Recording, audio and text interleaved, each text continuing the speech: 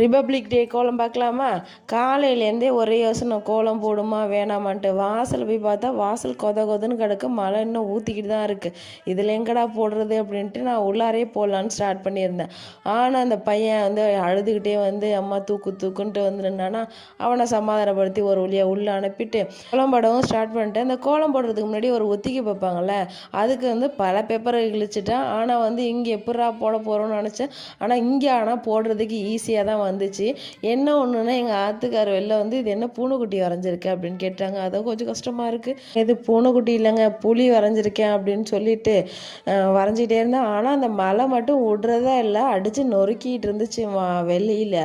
இருந்தாலும் பரவாயில்லன்னு வரைஞ்சிட்டு இருந்தேன். இந்த ஆலமரம் வரையலான்னு பார்த்தேன். ஆலமரத்தை எங்கே வரைகிறதுன்னு எனக்கும் தெரியல. அதுக்கப்புறம் ஒரு கொடியை வரைஞ்சிட்டு இந்த புறா வரைகிறதுக்கு ரொம்ப கஷ்டப்பட்டேன். எனக்கு புறா வரைய தெரியவே இல்லை. ஆத்துக்காருக்கு எஞ்சி ஒரு புறா ஒன்று வரைஞ்சி நான் ஒரு புறா வரைஞ்சேன். கோலம் எப்படி இருக்குன்னு கமெண்ட்ல சொல்லுங்கள்.